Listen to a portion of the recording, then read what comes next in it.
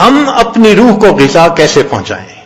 تو یہ مسئلہ ہے نا، ایک ضرورت ہے نا ہماری آج کی اس محفل میں وہ چند نکتے سمجھانے ہیں کہ جن سے روح کو غذا ملتی ہے، تاکہ ہم اس کو یاد رکھیں اور کوشش کریں ان اعمال کو زیادہ کرنے کی، روزانہ کرنے کی، تاکہ جسم کے ساتھ روح کو بھی غذا ملتی رہے۔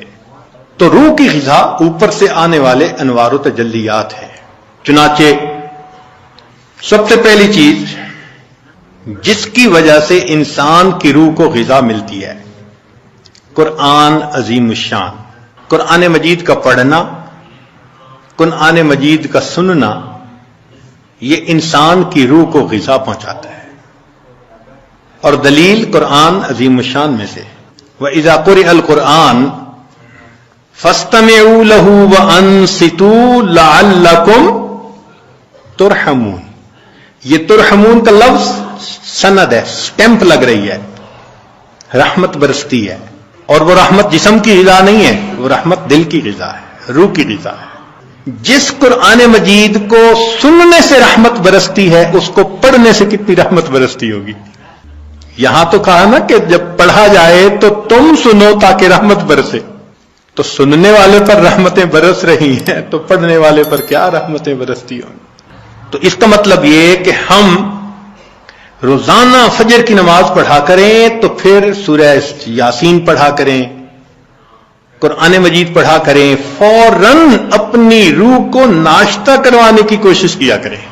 اس لیے ابن تیمیہ رحمۃ اللہ علیہ فجر کے بعد اشراق تک مسجد میں بیٹھے رہتے تھے۔ لوگ کہتے تھے کیا وجہ ہے، آپ نے ناشتہ نہیں کرنا؟ تو وہ فرماتے تھے کہ تم اپنے جسموں کو ناشتہ کروا رہے ہو، میں بیٹھا اپنی روح کو ناشتہ کروا رہا ہوں۔ تو اس کا مطلب یہ کہ فجر کے بعد تلاوت کا کرنا، تسبیحات کا کرنا، ذکر کا کرنا، یہ انسان کے لیے باطنی غذا کا ذریعہ بنتا ہے۔ ہم میں سے کتنے ہوں گے جو اس کی باقاعدگی کرتے ہیں؟ الا ماشاء اللہ، معمولی نہیں۔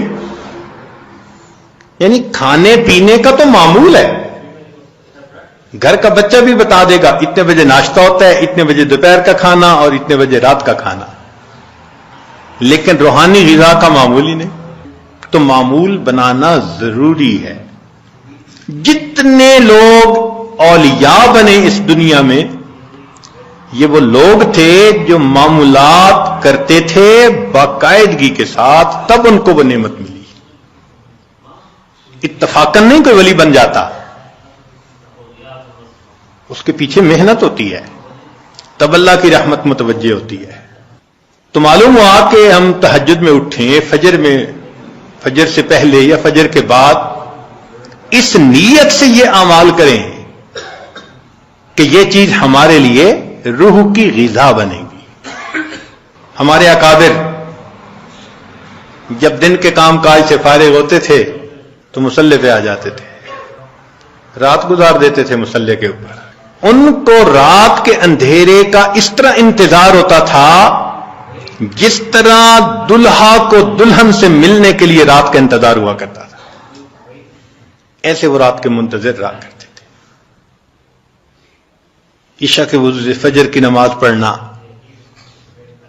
رات کا بیشتر حصہ نوافل میں کھڑے رہنا، حتیٰ کہ ہمسائے کے لڑکے بچے ان کو چھت کے اوپر ایک مینارہ سمجھا کرتے تھے۔